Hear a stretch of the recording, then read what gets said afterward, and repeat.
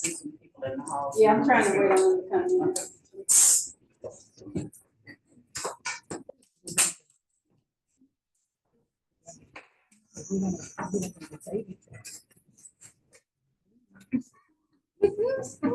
So they're in the hallway, so we'll wait.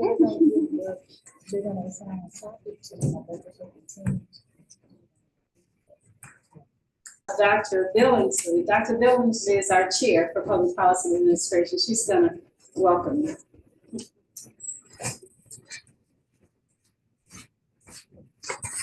Good afternoon. Good afternoon. Ooh. Let's get some energy. Let's get some energy. Good afternoon. I know it's Friday. Good afternoon. And it's a hard day for us, but we have class on Monday through Thursday nights. All of our classes are at night, so it makes it a little bit difficult for us to have the debate on any other night other than Friday night so that people can participate.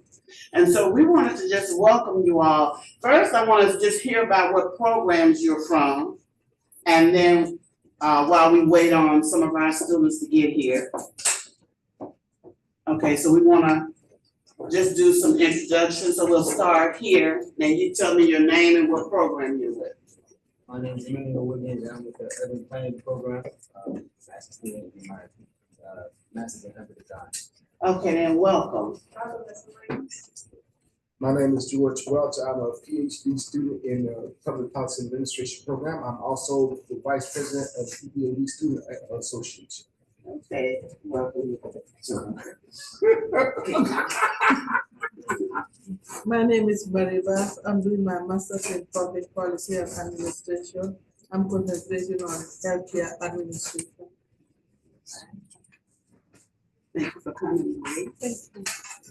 Hi, Nikki Rosario, Master's Public Policy Program, Human Resource Administration concentration, and I'm the president of the PPAD program, Student Association. Thank you. Okay. Joshua Cotton from the Department of History and Philosophy, as well as the Institute for Social Science and Humanities. Okay, welcome. Should I stand up or should I stand up? You can stand, sit down. You don't have to stand up. Doctor said she can sit down, stand up, whichever one thing makes you comfortable. Okay, I'm Alicia Sampson. I'm a part of the Public Policy Administration Department. Okay. I believe so. Oh, okay then. I need you to correct that. All right then, I know the name, but I haven't met you. Okay, thank you for coming. Lauren Van, Criminology and Social Service Program. Okay then, welcome. Hi, I'm Sharnika, Public Policy Administration. Okay, thank you for coming. At board in criminal justice and sociology. Okay. Thank you for being here. Good evening, Sidney Brown. I work for the University, Jackson State University, over the College of Business and Research and Economic Development, but I am a permanent regional planner. Okay, welcome. Summer Boyd, I work as the cybersecurity specialist here at Jackson State, but I also attend the grant program in criminology and justice studies. Okay, then, welcome. Brianna Holman, Criminology and Justice Services. Okay, welcome. Stephen Yarbrough, new master's student here at Jackson State, studying for the Masters in Criminology and Justice Services. Okay, welcome. Welcome. Hey everybody, I'm McKenna Collins. I'm a first year master's student in Urban and Regional Planning Department with a focus in environment and land use, and I also work for a nonprofit, Tennessee, Mississippi, as a community outreach coordinator. Okay, welcome, McKenna. Bernice Carter, she is the Department of Urban and Regional Planning. Hey, I'm Desmond Washington. I'm a first year master's student in the public policy and program myself. All right, so we have all of this. We want to, first off, we want to thank the other programs for coming.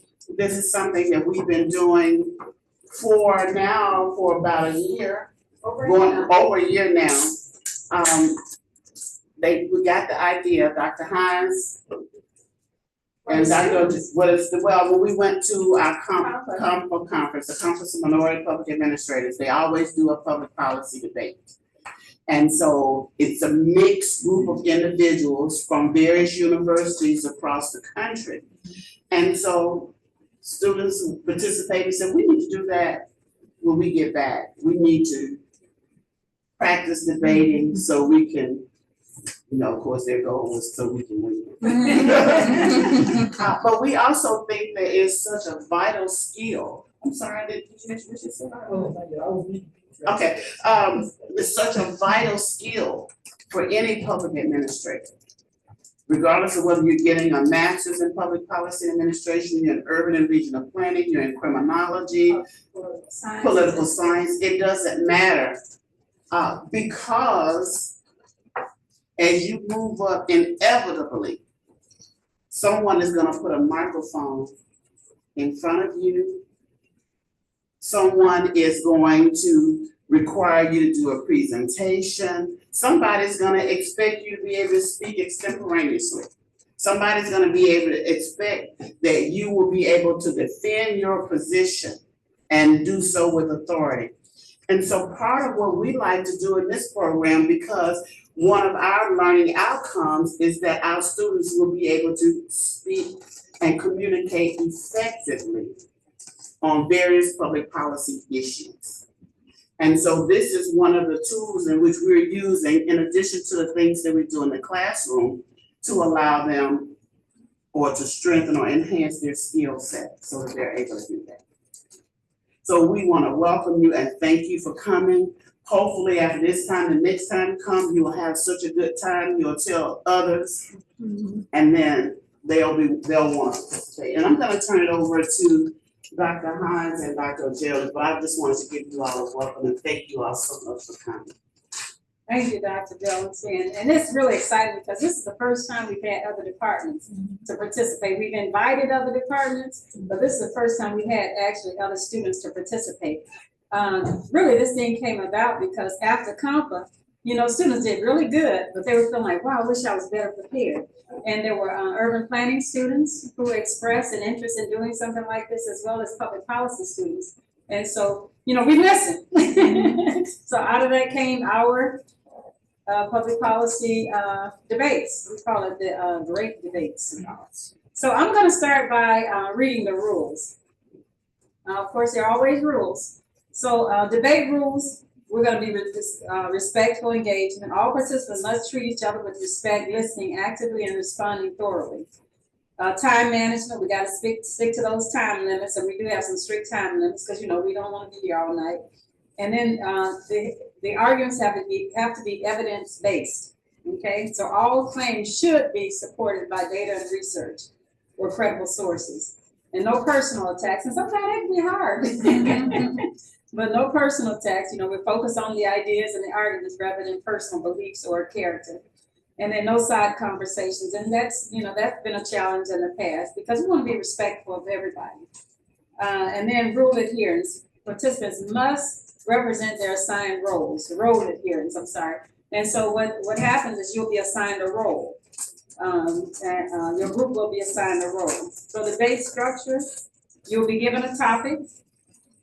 Teams will be assigned for or against the issue. So, it can be a challenge because, you might have to argue against something that you believe in, but we're trying to build those debate skills. You'll have 10 minutes to huddle to develop your opening statement. You'll develop your opening statement. And for your opening statement, you can designate a speaker. Opening statements, each team will have 5 minutes to present their opening statement. Is that what we want to do? Yeah, we'll do it like that. Each team will have 5 minutes to debate, to do their opening statements. Then teams will be able to go back and into a huddle for 10 minutes. After they huddle for 10 minutes, then they'll come back with their rebuttal and their closing argument. Before we did the rebuttal and then you went back for your closing argument, we're going to combine it this time so that we don't stay here too long. Okay, I will be assigning. There will be judges who will be judging you. They'll be scoring the different teams, and I have the scoring sheets. I'm asking for if you're not a student, for you to be a judge tonight. Okay, any questions from me? Okay, what I need, I wanna make sure that we're not pitting departments up against the departments. Well, first we'll do I'll bring Dr. Ozerlo up. Icebreaker. The icebreaker. I forgot that. All right, welcome everybody. So we have a lot of experienced faces and a lot of new faces today, which is wonderful. I'm excited to be here with you, and I have a short icebreaker for everybody right here. I myself got acquainted with this wonderful.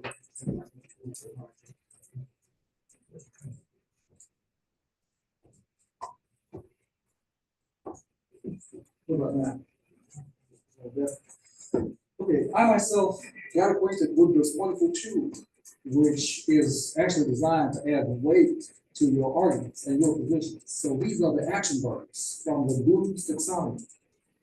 Some people may be familiar with some, maybe seeing it for the first time. So what I suggest that you do is go through the progression of steps that takes you from the most basic action verbs associated with critical thinking all the way up to the top. So let's go ahead and do this. Let's look at the first step, and let me get some volunteers, and I want you to read 5 action verbs from each group. Who wants to go first? Anybody? Just pick 5 verbs that you like and read them out loud. Locating, quoting, Googling, retrieving, outlining.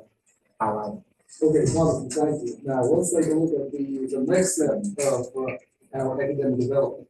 Let's get 5 verbs of that list. Anybody? Summarizing, categorizing, paraphrasing, comparing, and grouping. Okay, wonderful. Let's take a look at the green section. Okay, anybody on this side? Implementing, examining, executing, integrating, and presenting. Thank you so much. Okay, the yellow. Can't see it, okay.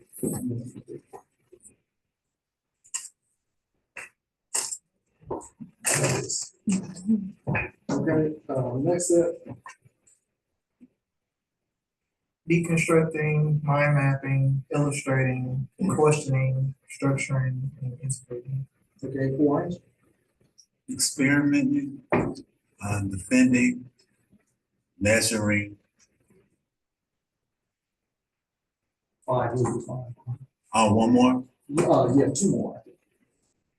Criticizing. And that's 5, right? Okay. All right, and then last one is 5 more. Oh, last one. Adapting, directing, writing, programming, simulating. And those. All right, wonderful. Thank you so much. Now, let's take a look at this little breakdown. I want you to come up with the verbs for each letter, the action verb that you just saw for each letter of the word today. Distinguishing. Distinguishing. Examining. Nice. Wonderful. That's fine. Annotating. Annotating, nice.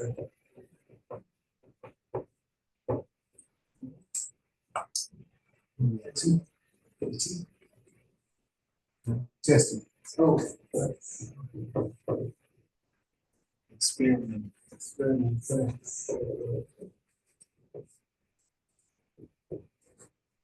Thanks so much. So these are our keys to success. Thank you. Thank you, Dr. Ozero. So these are our keys to success for tonight. Distinguishing, examining, blogging, annotating, testing, and experimenting. So what I'm gonna do now is, I'm gonna split us up into teams.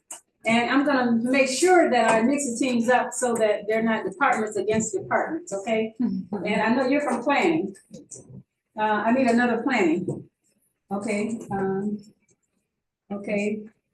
That's 2 from planning. I need 2 from public policy and administration. I'm gonna choose Bass, and I'm gonna choose Welch from Public Policy and Administration. I'm choosing team one right now, okay? I need 2 individuals from criminal, what other department? Criminology? Okay, I need 2 students. I want you and, okay. It's gonna be fine. Is there another department represented? Is there another department that I didn't get? I think I need, criminal justice, we have more criminal justice students, so I'm gonna ask you to join the team also, okay? So that's team one, okay? One on team one huddle towards this way. Okay, and then we need, team two. Team two is gonna be Ms. Ferguson, Ms. Rosario. I'm gonna get you next. Ms. Ferguson is Rosario's team two. Where in planning in the shirt over there, pink shirt. Oh, he's an ag department. That's right. Okay. I'm sorry. Planning. I need 2 more planning. Are you a student? Are you a student?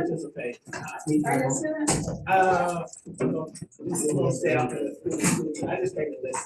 Okay, I'm now allowed listening.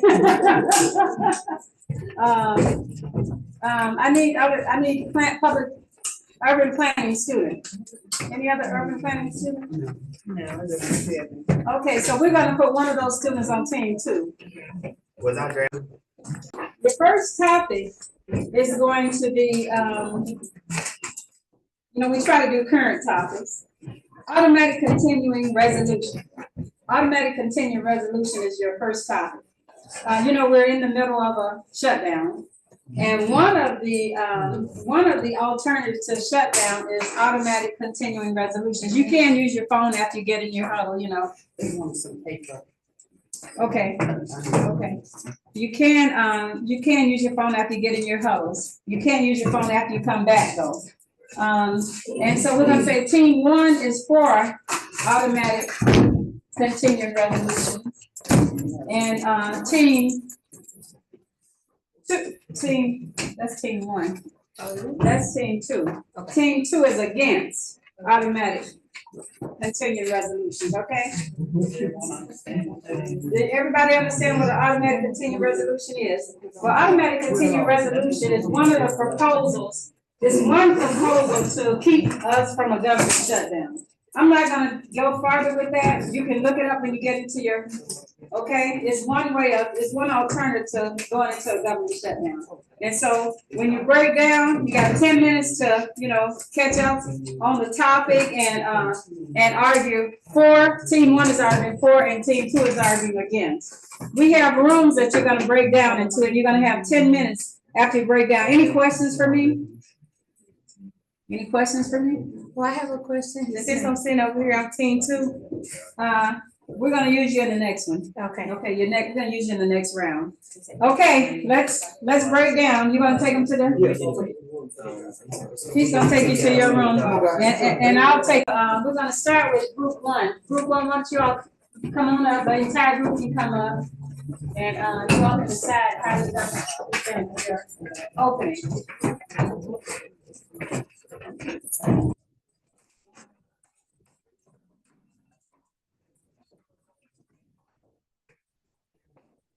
This one is 4, and this is group 1 right here. They're 4.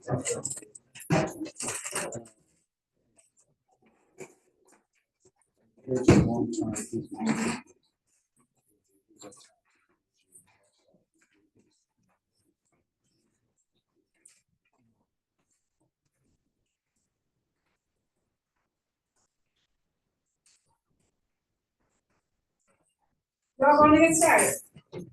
Good evening, ladies and gentlemen, and welcome to today's debate for public policy administration. Tonight, we will be debating automatic continuing resolution.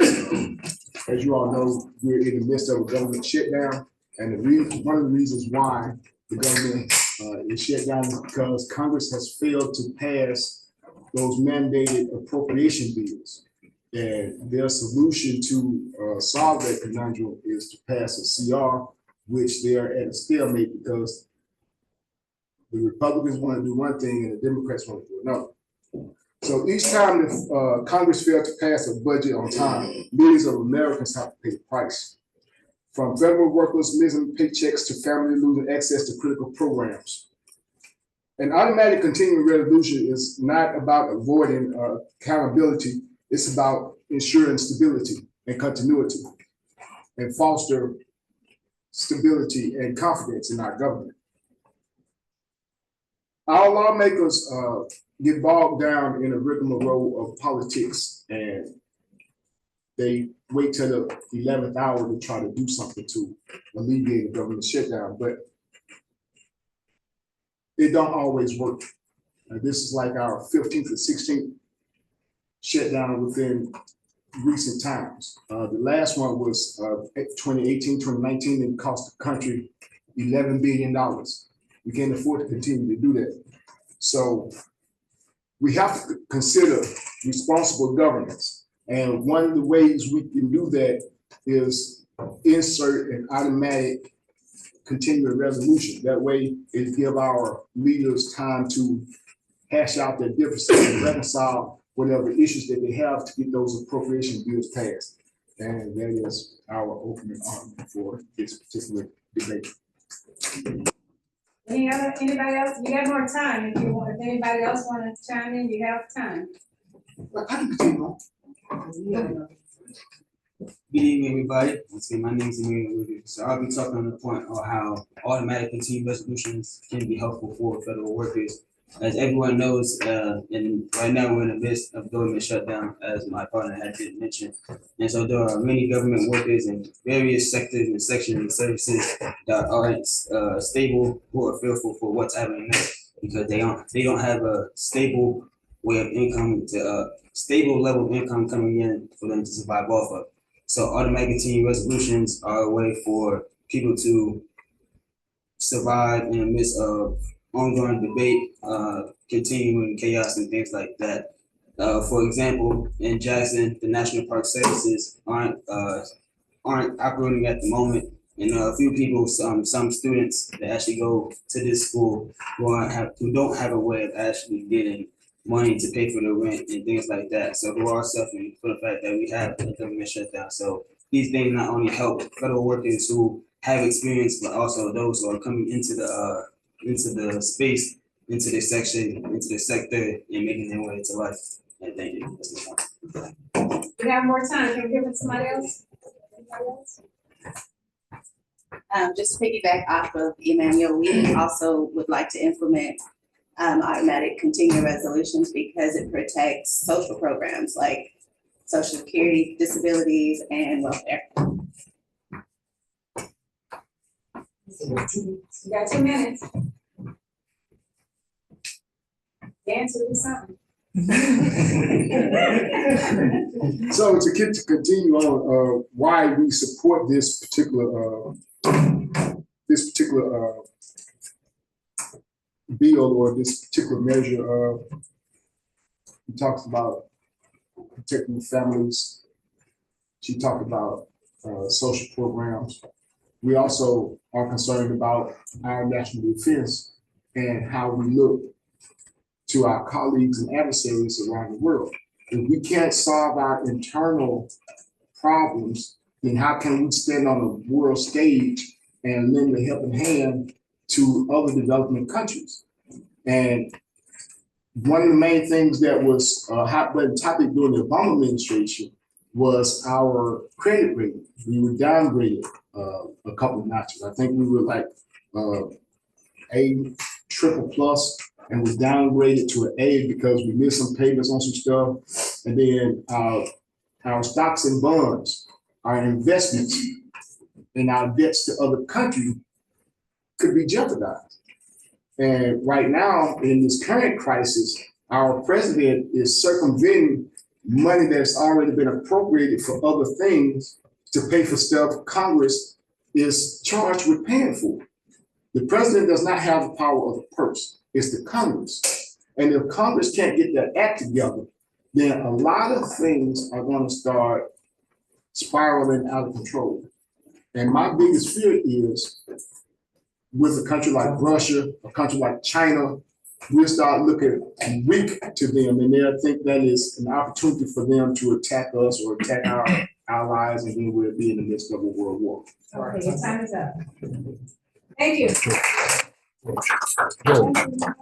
And what we want to do is hear from those we didn't hear from. We want to hear from you up next round. Group 2, team 2. You know, we forgot to ask you to name yourself, so think about what your name is gonna be, okay? When we come back, you gotta have a name, some creative that you created for yourself, okay? Right here, team 2. Don't forget that you gotta come up with a name for yourself.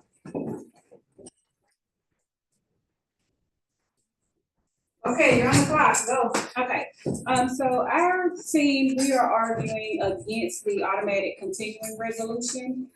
The definition of the automatic continuing resolution, we're not gonna go over that because what we wanna touch on is the automatic continuing resolution. It keeps government funding at a current level. And if Congress fails to pass new appropriations bills by the deadlines, things do slip through the cracks. So good policy is not automatic. It is deliberate, accountable, and transparent. And it also weakens the democratic power of Congress. And it also weakens the Congress' responsibility to govern. So again, it does remove accountability. It does lock in outdated spending. And according to the Congressional Research Service, since 1977, Congress has passed all 12 appropriations bills on time, only 4 times. So if Congress never faces consequences for inaction, then inaction actually becomes the new normal. So I will step away and let my colleagues speak. All right, so I understand that the ARC may seem like a easy, simple fix just because for so long that's what we've seen in our country. But in current events, we can tell that it's time for change. And I would say that it's time to stand on the integrity of our country and start making them be accountable and let them handle their problems within the congressional offices that they hold the position for and do what they need to do and not let it affect our federal workers like Group 1 alluded to. And yeah, just doing what our elected officials were put into office to do in order to support our country. And like I said, this is a time where we need to stand on our country's integrity. Our president kind of challenges that sometimes. So it's important to hone in on those skills and on those controversial issues that will support our country in the future. Thanks.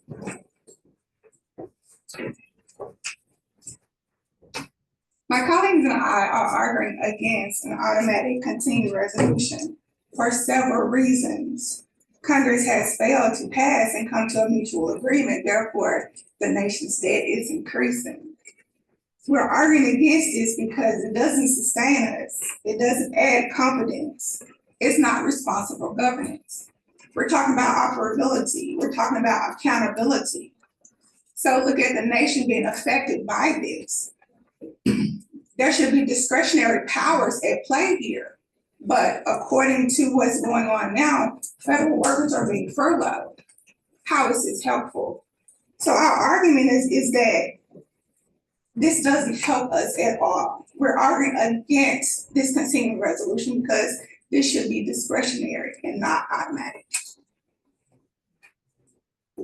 Yes, and I wanted to also add on to us building confidence into our government. Us implementing the ACR is not helping us as people who get funded by the federal government or federal workers. We know that if we let them do this time or continue to do this, it will just let them see that they have a bed that we are comfortable with them laying in multiple times over and over again. And this also will add to a debt of our country. If we keep spending at the same levels, it will, and inflation keeps rising, at some point the government will be in more and more debt than we are today. Yeah, more time. As a federal government worker, I believe that this measure would actually put us into more debt, like my colleague said. And it would actually take away from everything that we need in the federal government. Yes, loud. Anything else? Go ahead. Well, I would say this. I'm not afraid to speak, but just from what I heard today, I think that it's, you know, an ACR, I think that it's unnecessary because as they say, America is the richest country in the world. And whether that's true or not, we do know that there is money out there because there's money being spent on other things such as wars, and prisons are being built. So I believe that the government should rethink their strategies and what they're doing and hone in on taking care of home. And so therefore I don't believe that they need any help with that from anyone else. If Bill Clinton was able to balance the budget for us, it could be balanced again. I just think that the priorities need to be looked at a little bit closer. And if they could do that and revise their strategy, I think that we could make some balance and make everything okay. Thank you.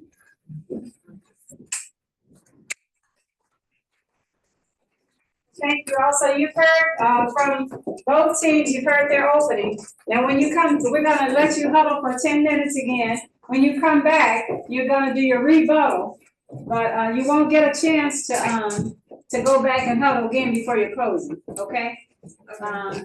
Let's break down again for 10 minutes. Ladies, come on, team, please. Yep, 10 minutes. Yeah, 10 minutes. I'm sorry, 5 minutes. 5 minutes, I'm sorry.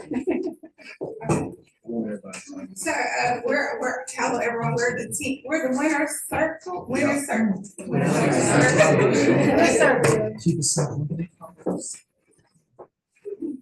Go ahead, get started. All right. First, to start off our rebuttal, we would like to call out misinformation. So ACRs aren't exactly executive power, yet there are checks and balances.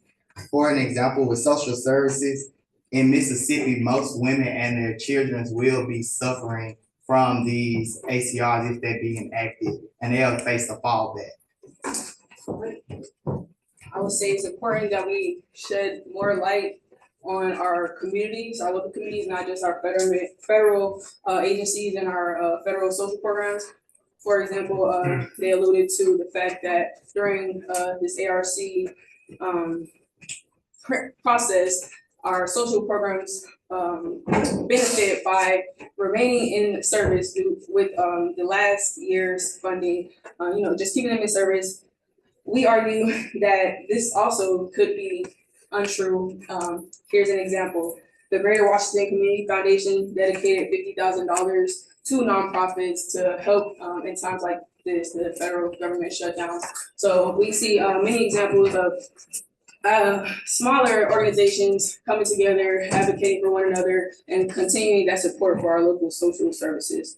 Another example here really quickly, on our nonprofit side, they have the internal power to rededicate some of their duties. So during these times, they may choose to pull back on some services just to keep them running and to keep their community residents served as they can. So there are some procedures in place outside of the ARC to continue our social programs.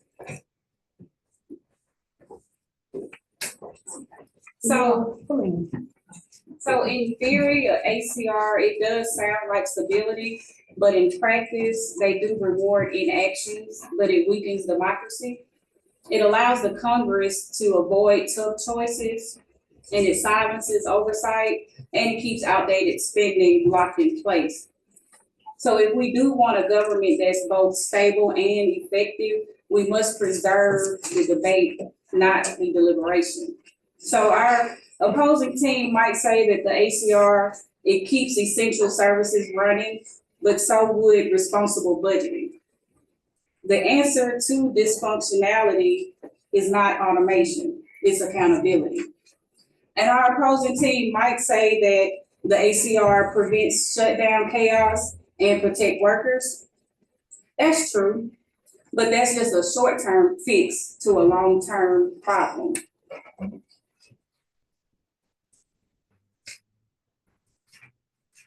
And our opposing team might say that it does cost billions of dollars to save money. But it might save money today, but it'll cost billions tomorrow. And it does ensure continuality and stability, but it doesn't mean anything without progress. So stability, it is important, but not if it means standing still. And then our opposing team did mention the government shutdown in 2018 and 2019, between 2018 and 2019. And it did cost the economy $11 billion, but $3 billion was permanently lost. So, and that's according to the Congressional Budget Office, January 2019. So it keeps billions and waste alive every year by avoiding reform. So in closing, we want to make sure that we are preserving also the state's rights to be able to continue to progress while the government is being shut down. For example, the states have sovereignty over their own funding and can go into their own reserves during times of crisis like this. And we're talking about a national crisis here. So do we really need the automatic continuing resolution? And the answer, what we have proved here, and we have also rebutted our opponents, is that we're against it. So we yield the floor. You got 1 minute. 1 minute. You good. You don't have to use it. Go ahead. If you have something to say, please speak. So lastly, I believe that because of this melting pot that we have of debt, putting more debt into the pot will only make matters worse. We are curating the demise of our own country.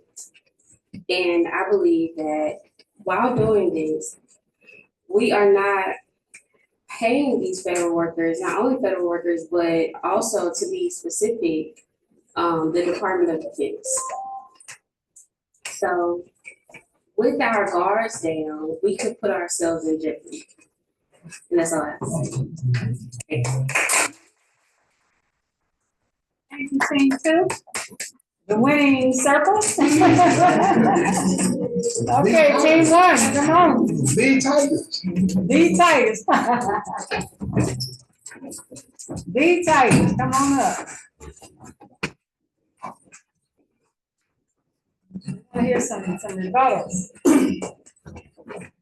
After they rebuttal, then you're gonna go back up and do the closing, okay? Hello everyone, my name is Summer Boyd. So what we're gonna be rebutting is the teams two.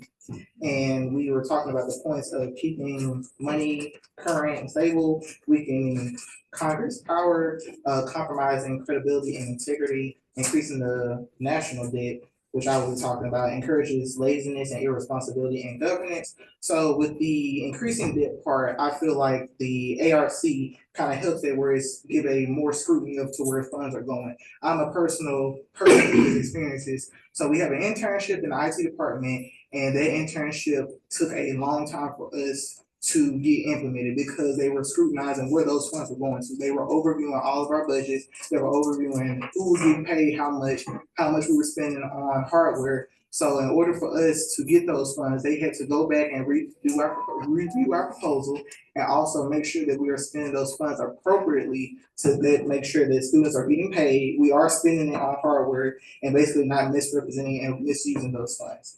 Also addressing how the funds will be reasoning the funds, basically what I was explaining. So the reasoning, the ARC kind of helps it kind of gives us a baseline. So what the baseline is what you're looking at, where these funds going, and you're giving from the top dollar to the bottom dollar, no matter how small something is. Also, another example I can think of is the PPP loan during COVID. I know a lot of people who was using that PPP loan and that didn't have no business.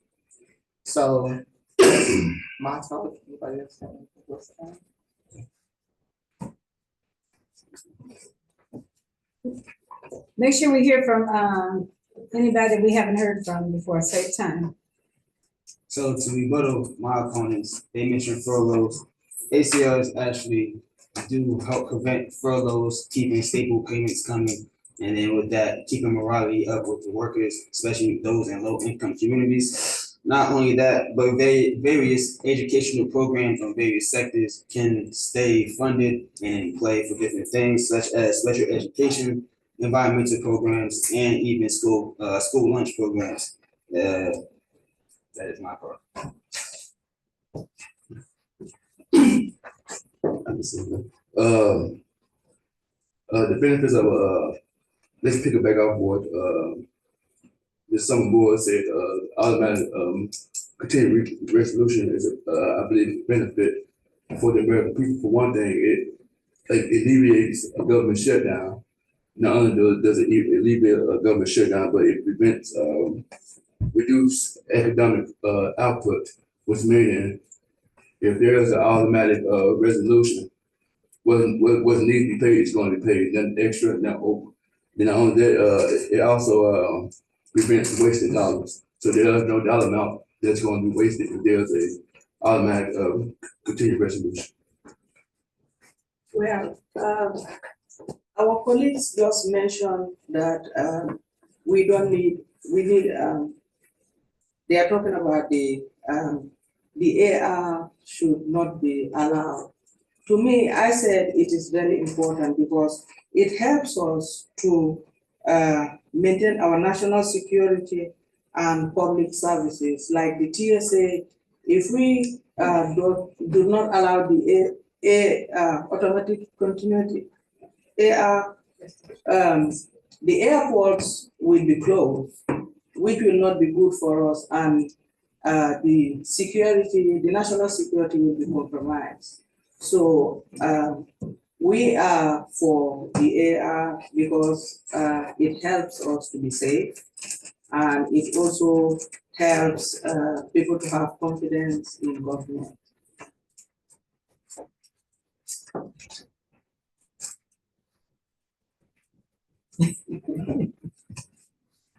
So we're going to wrap our rebuttal up with a short summation.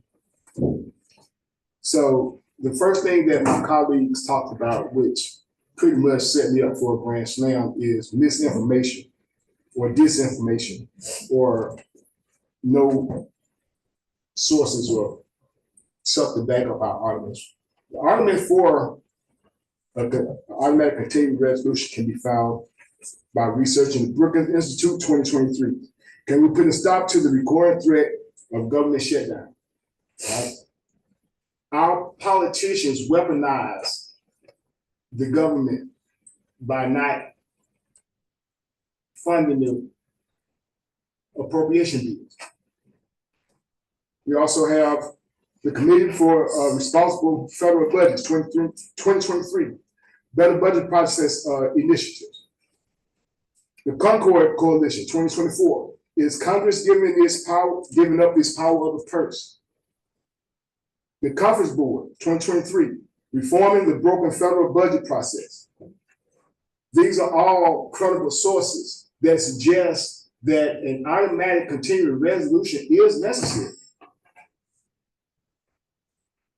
And to rein in on our colleagues' opposition, it keeps funding at current levels, which was alluded to by one of my team members.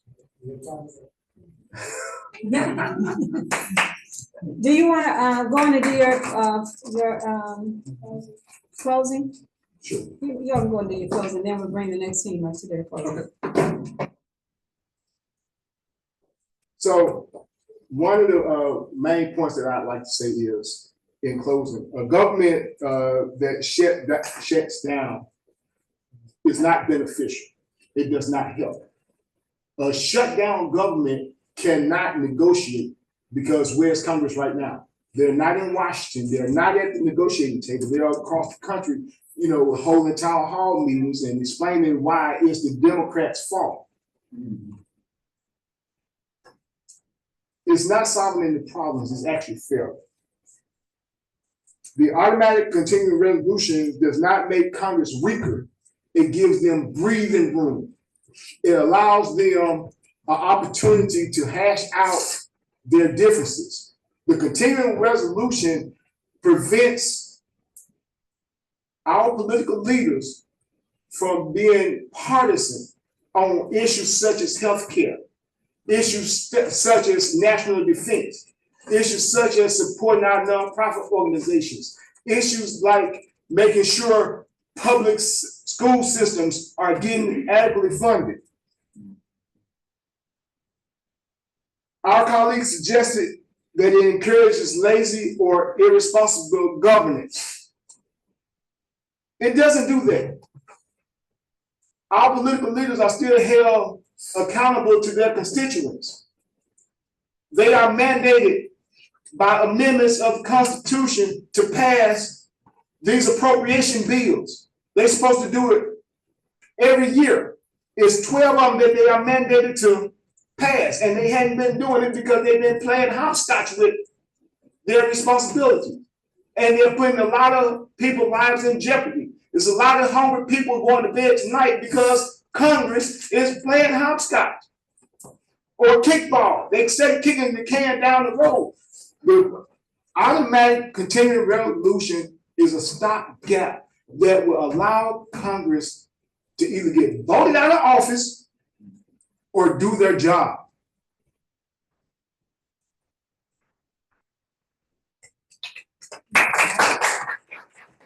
What's your name? Hi. The Tigers. D Tigers. Thank you, D Tigers. Winning circle? You want to present your closing argument? Good job.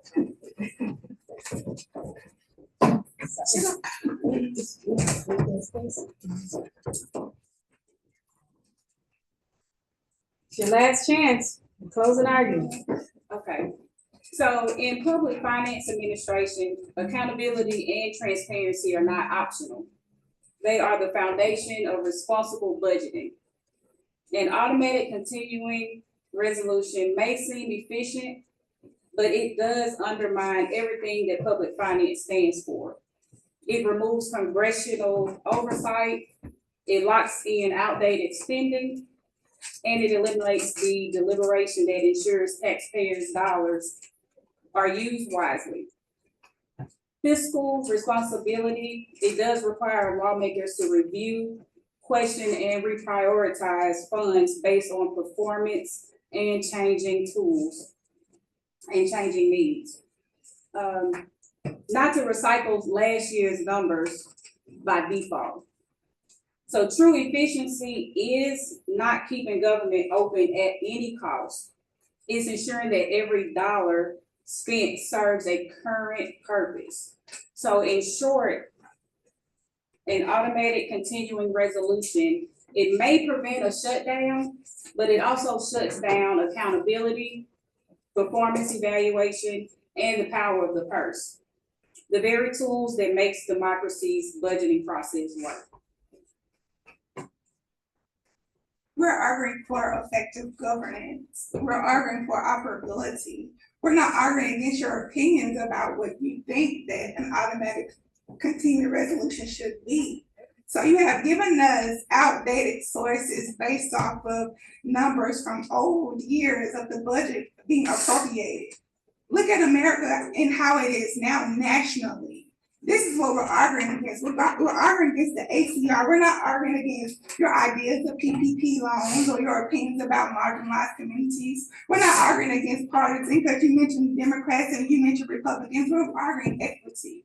We're arguing about what should be done for morality purposes, putting trust back into the hands of the power. You know, we have, the United States has the right to be at a balance of power. And so this is what my colleagues and I are arguing here today.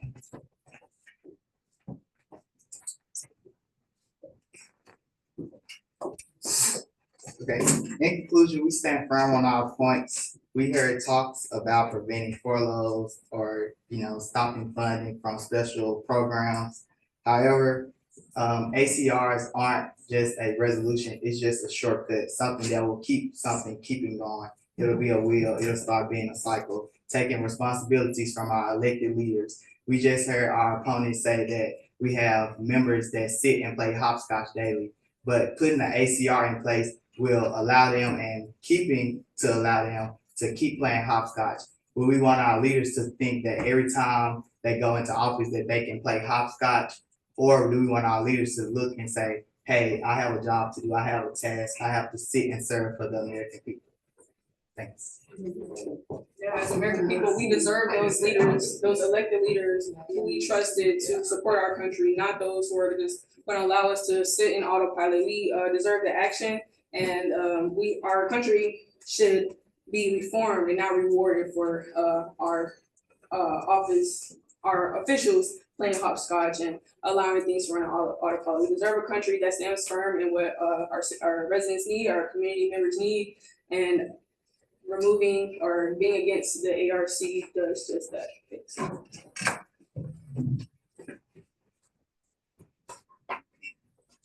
And lastly, I believe that funding allocations should be a serious topic when thinking about introducing something like this. Those funds have to come from somewhere. They're not coming out of thin air. They're either coming from your taxes, they're coming from your paychecks, they're coming from somewhere. So with TSA being down during this time, that is putting fire to the politicians' butts. And basically it is making them choose what do they want to do right now. Can they make a decision in an actual good time frame? And yeah, that's all. Thank you.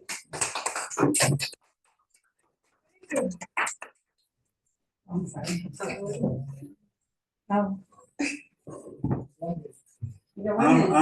I'll just say this.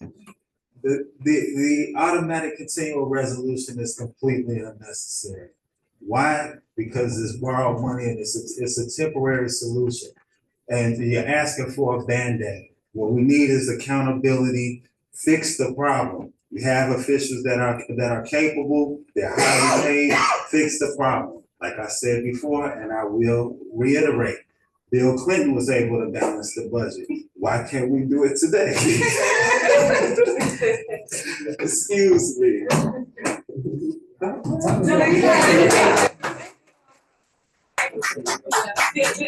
Okay, judges, make sure you go on and do the scoring. We're gonna move quickly into this next one, okay?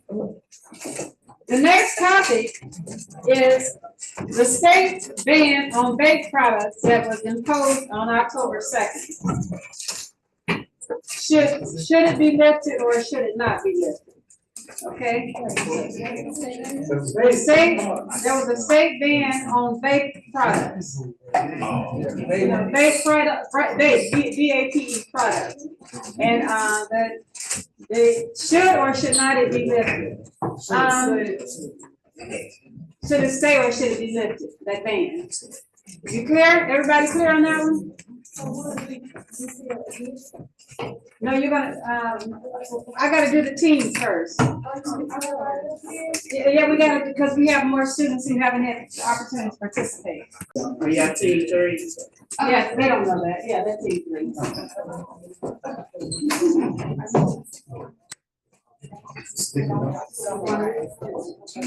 We got one member who's coming. She's still coming, so we're gonna wait on her, okay?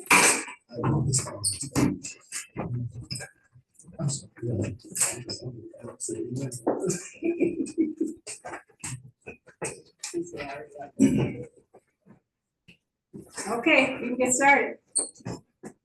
There's some water. Anybody want water? We just have a couple bottles. Got two more bottles. Yes. Mississippi cannot afford another public health epidemic. My colleagues and I are pro-ban for the vaping in Black communities. We're talking about marginalized communities here. So as a state that has historically struggled with the highest smoking rates in the nation, we cannot afford another public health epidemic. So therefore, we offer you an argument that talks about the illicit vaping against adolescents with adolescents. We talk about illicit vaping in marginalized communities with struggling high poverty rates. We're talking about a ban in a state that has no model that the FDA has approved this ban. So therefore, my colleagues are offering you an argument that we are pro-ban for vaping policy in Mississippi. Also, vaping companies target marginalized communities. They mirror the same marketing strategies as big tobacco, which was called out from the Truth Initiative in 2022, which found out that vaping and tobacco stores that were sponsored by big tobacco were more densely located in marginalized communities. And marginalized communities already face higher asthma, heart disease, and limited healthcare access. So instead of letting vaping increase and widen this healthcare gap, we should let state bans keep this gap closed. We're talking about our states, that means we talk about understanding our communities. And in Mississippi, we understand that some of our younger communities need some guidance, and just keeping the support of vapes within our communities removes the guidance needed for our young teens. According to the CDC, over 2.5 million teens are exposed to vape products, hurting their lungs and really removing their brain processing power. And of course, according to the FDA in 2024, 9 out of 10 teens were reported using these vape products. So when we're thinking about our state's health and our youth crisis, the ban on vapes is very much needed.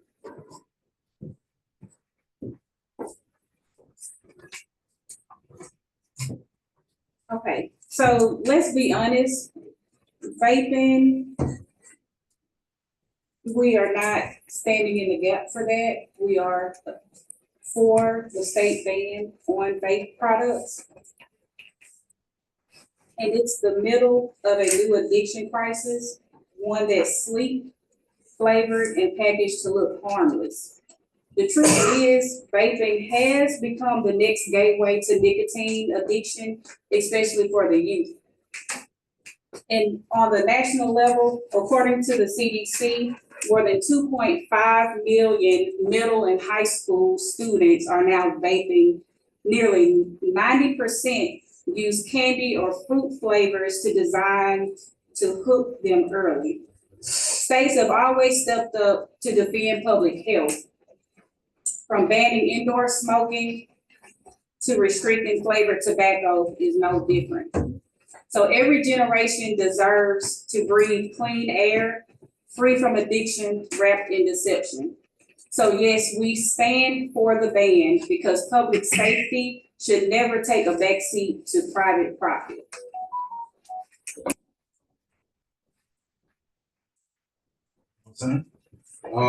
Another point is with the ban is that we're allowing companies that to bring these products in that are not regulated or approved by the FDA. I think that's another thing that's that should be pointed out in this new policy ban, is that it's asking for these companies to be approved by the FDA. And so we have a lot of these products up to this point have been unapproved and not regulated by the FDA. And so we don't know what up to this point what chemicals and what substances they've had in them and the damage they're causing to the people that are consuming. Time is up. Thank you all. Winning circle, the Tigers.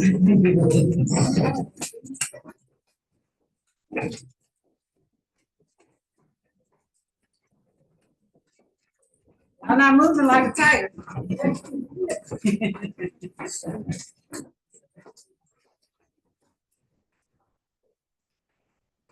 Good evening, ladies and gentlemen. Once again, my name is George Schwartz, and this is the Tigers, and we will be presenting our argument against the darn ban on vape products. Being a student of history, I have to go back and remind you all about prohibition. We all remember how that worked out, remember? All right, so let's get into it. Ban of vape products, they sound like a public health solution. but in practice, it creates more harm than good. Instead of reducing nicotine use, it pushes adults toward black market avenues. It eliminates legitimate jobs and tax revenue. It strips individuals of the right to make informed choices. Our position is public health through regulation, not prohibition. My colleagues have several talking points that we're going to tie together to show you all why the ban is not going to work. Because if we want to do something, we're going to find a way to do it whether you like it or not. Come on, y'all. I guess it's me, you guys. Well, let's talk about free will. People come to America because of free will. You can have the ability to do what you want to do. Now, like he said, you take away something, someone's gonna find the outlet to do that same thing, which will cause, like you said, health problems. But if you want to talk about health, you can do vaping, you can talk about food. Everything is not good for you unless you have it in moderation.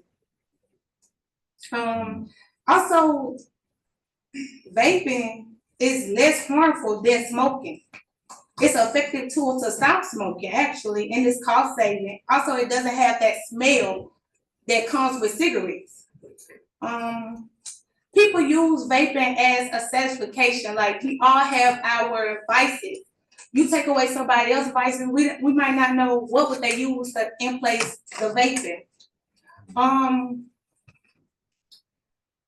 Sometimes, like I said, vices, people use the vaping as a trigger. It helps them go through certain things, talk about things like, yeah, okay. Thank you. We all agree that the government shouldn't be in our businesses. We should be able to have our own freedom, and we as adults, we should be able to do our own choices. So to me, I can say the state banning vaping, I would say, is interfering with people's personal businesses.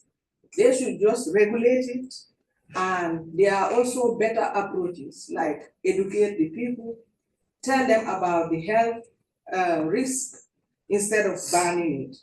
They should regulate it, not prohibit it. Prohibition is dangerous because if they try to stop it, then if the state try to ban vaping, then the black markets will take over. People can go to another state and get the products and then sell it in the black markets or in the neighborhood. Also, vaping shops, what are we going to do with the jobs? Are we just going to close the shop and the manufacturing companies? What about the revenue? What about the tax they are paying? It's also helpful for the states. We need the money. And also, a ban can be a push on business. Businesses that already invest in so many products, what are they going to do? Throw them or just discard them, which is not going to be good. So to me, I am against banning vaping. Can we hear from somebody? We need to hear from everybody. Go ahead. 2 points I would like to make why vaping shouldn't be banned. First is reduce harm. Vaping will help reduce harm in older adults that smoke cigarettes. By switching from cigarettes to vapes, it would significantly decrease serious issues they may have from smoking cigarettes regularly to switch to vape. Another one is unintended consequences in our youth. If our youth vape, well, if our youth don't then resort to vaping, it will cause them to linger toward tobacco products, which would cause them to not just smoke tobacco products, but it would lead them to higher drugs or different forms of tobacco if vapes were banned. Thank you. Thumbs up. Okay, make sure we hear from those we haven't heard from first when you come back. Okay, time to go back. Wait a minute, where's your teammate? You know where your teammate is? The rest. I should have told you that after, let's wait on you all. And make sure that we hear from people that we have not heard from. I want you to let that sink in here today. 1 in 4, that's 25%. So my colleagues and I are arguing against what my opponents are saying. The ops are saying the money is making them money. That's not true. In an American Heart Association news article titled Secondhand Vaping Scientists Smell a Risk. So Dr. Tamlet Islam says, and I quote, "There's a perception as a whole that vaping is not as harmful as smoking, and that is why they're seeing an increase in health issues amongst marginalized communities." We also say that we will see over policing in Black communities, but the Mississippi Department of Health released a study that showed that 4 years ago, well, to today, 73% of students are vaping. And where are they vaping at? They're vaping in schools, which lead to these students being suspended or kicked out of school, which leads to a downfall in marginalized communities.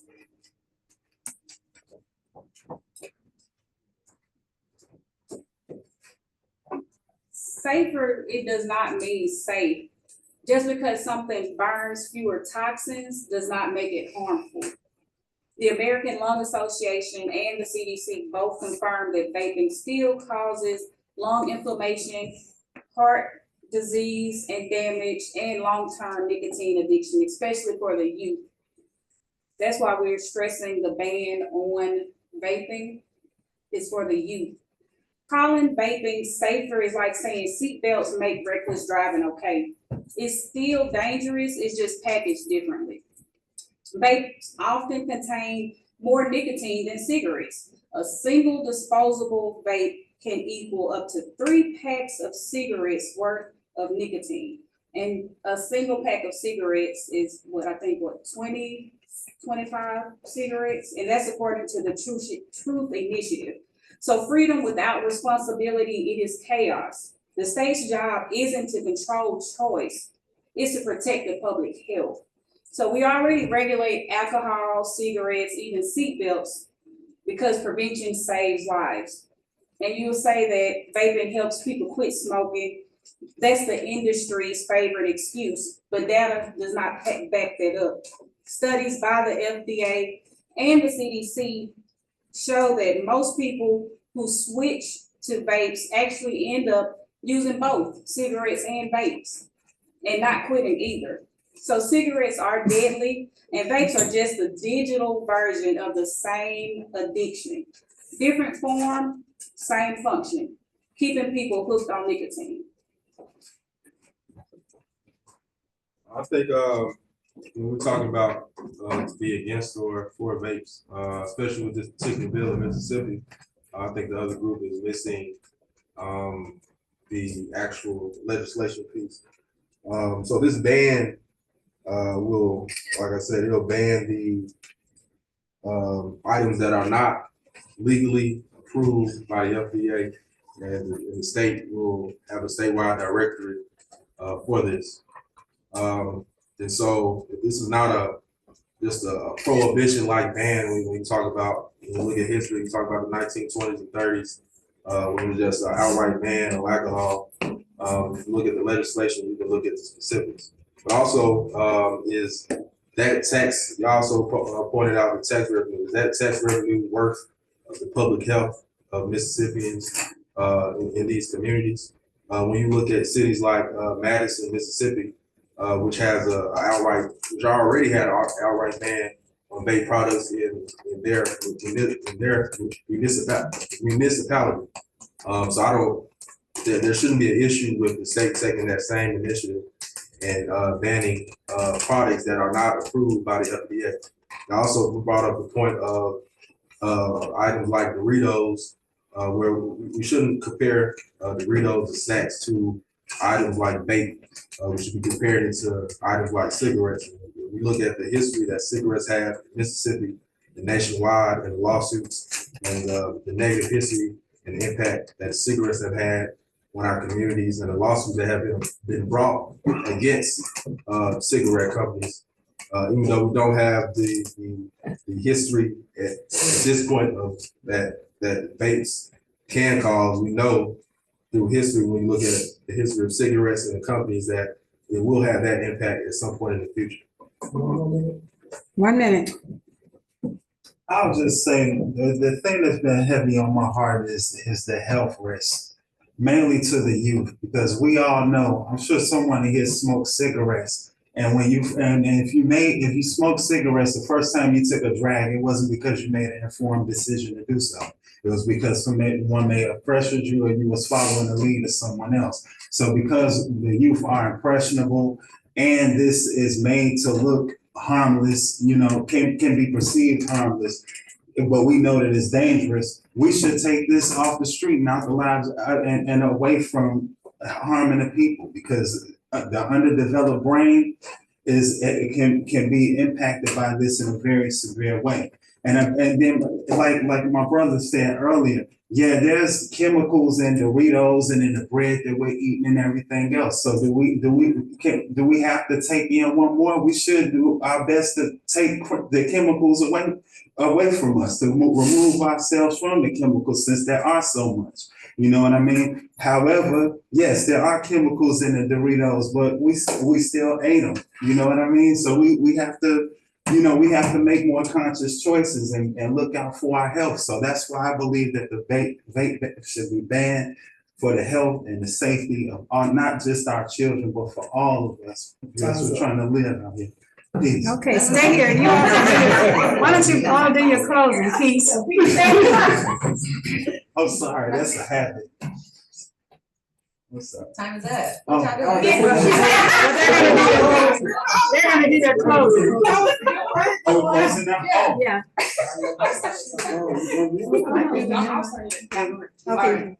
Let us be clear, this is not an argument on free will, it's not an argument about the wrong choice. It's strictly about protection and not punishment. We're not choosing to punish our youth, we're not choosing to punish our adults who have the courage to try and make the change from not smoking cigarettes.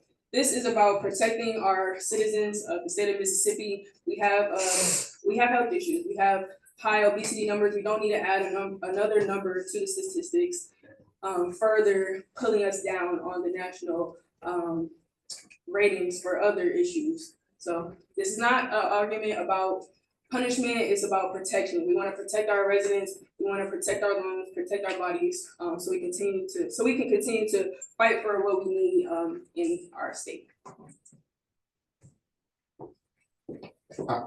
Also, we're talking about not taking jobs away from anybody, because these bans in long time, they'll save real people money.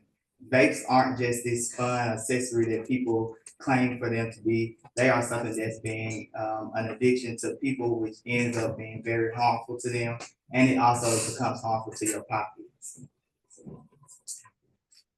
I don't want you to close your eyes. I want you to keep them open. I want you to know that every dollar in vape tax revenue means 10, 20, and $50 in healthcare spending. That's extrapolated. That is not revenue, that's predatory lending, meaning you're putting the lives of Mississippians at stake. So let me reiterate and reinforce the idea that this is a gateway into something bigger, into something stronger, into more addictions for Mississippians. Therefore, we stand behind the ban, and we are for prohibition and regulation.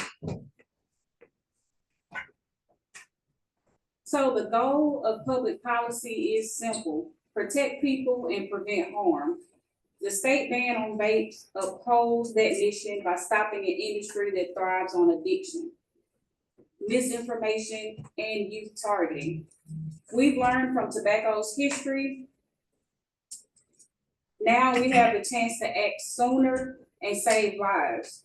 That's not an overreach. That's just responsible governance.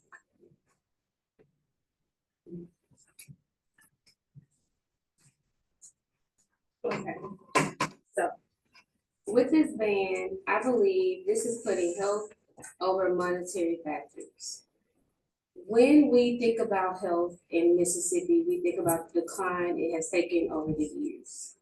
Diabetes, like you said, breads and Doritos. This is just making it worse. So thank you for that.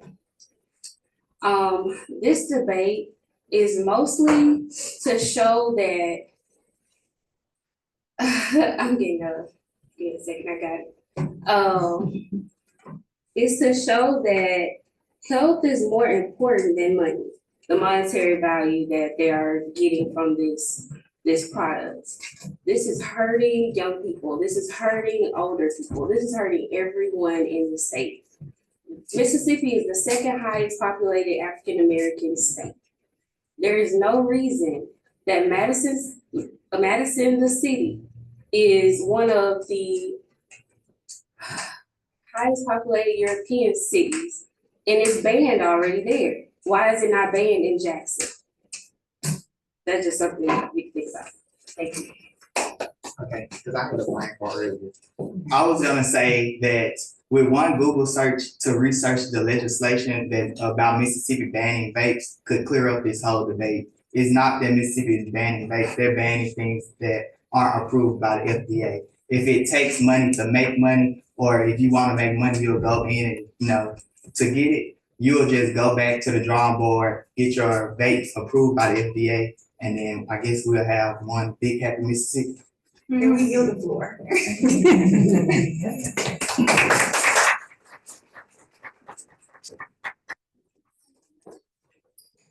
Okay. Rebuttal and closing.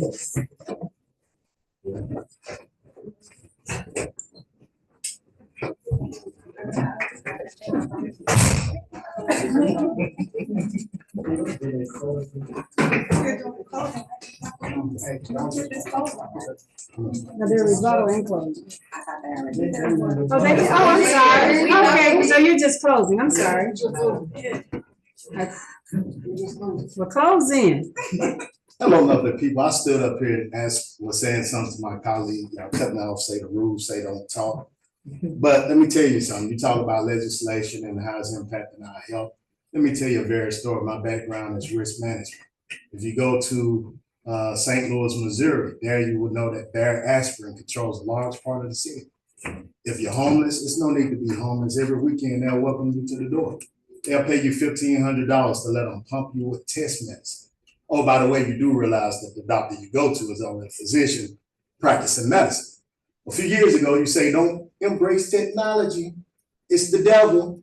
But now it's driving you around, it's flying your plane, it's on your telephone, it's controlling your wallet. Matter of fact, you might as well look at each other and say bye-bye to our jobs, our future, our education, because companies like BMW now, without legislation and with legislation, have embraced the use of robots to build BMW. So, if you like them, keep driving them. They're built by robots. Matter of fact, if you visit China a few months ago, they opened up a fully robotic hospital, no doctor, no nurse, only robots treating people, and they have a 100% success rate. But I said all that to bring it full circle. When you say it's not about anything other than protecting Mississippi, you're right. Let's protect our education. Let's protect our workforce. Mississippians are extinct because we're behind in the technology wave. We spend more money on legislating against things that make no sense, things you can't control when you're missing the mark on advocacy. Well, if you know it's harmful, why don't we create programs for advocacy? You throw out help, but you could create more advocacy programs. Why don't we take technology to places like the Delta? So when you say money don't make money, well, money make money, you said it wrong. People make money. And so, okay, that's my time. So to bring it all full circle, they keep harping on protecting the youth. And apparently there's strength in numbers. My esteemed colleague, Ms. Ferguson, talked about percentages and averages and decimals and all those good things. And they have 4 or 5 people come up here and lay out different arguments about why the ban is going to work. Well, I'm a student of history. I keep saying that. Rankin County used to be a dry county once upon a time, but also during the same time period, they had one of the highest DUI rates in the state, but it was a dry county. You say Madison has banned this, that, and the third, but I guarantee you, the same people you all are trying to protect is finding a way to come to Jackson, is finding a way to go to Gluckstadt, is finding a way to go to Canton to get the very thing you all are saying y'all are banning. Bans have never worked. They never will work. You fix public health through regulation, not prohibition. If you tell me I can't do something, guess what? I'm gonna find a way to go do it. Rules are made to be broken. Your mama tell you, hey, don't stay out past the curfew. Don't be on and go tell them what you do. You stay out there. Tell me I can't vape, and I'm gonna find a way to vape. Tell me I can't break curfew, I'm gonna find a way to break curfew.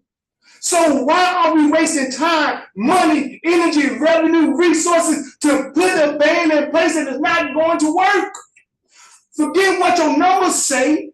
Think about what the reality is. Like my colleagues keep saying, we have bigger fish to fry in the state. We're the fattest state in the nation. We're the least educated. We're the least paid.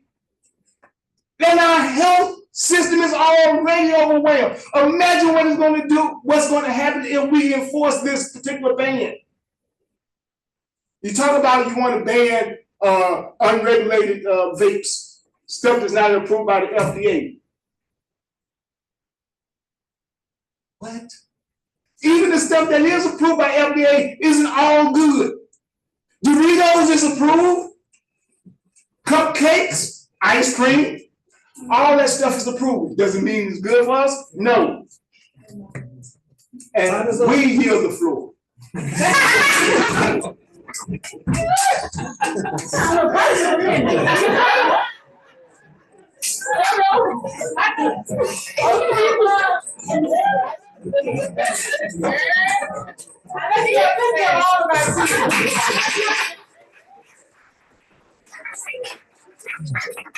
Now you excited, maybe you gotta change my mind. Thank you all. Let's once you all have some refreshments while we tally the results. We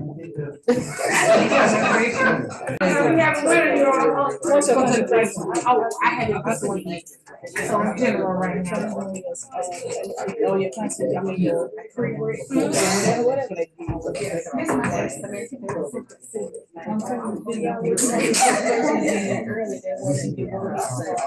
Okay. So we have calculated the scores, and the highest score received was Team 3. Team, who was that? That was the second round. The winner circle. The winner circle.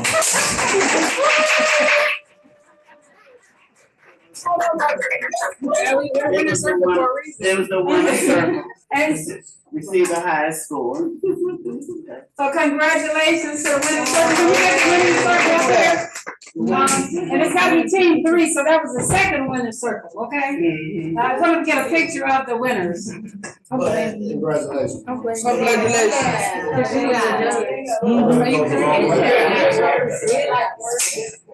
They like those? Let's get a picture of the They killed winners. y'all's entire argument. Of the Team 3 winning the fashion. That's nice. Are you on Team 3? I was on Team Tigers. So is everybody here? Come on up here, dude. Winning circle. Now normally what I do is I will give out certificates. What I'll do is I'll email you a certificate. Make sure that your email is on the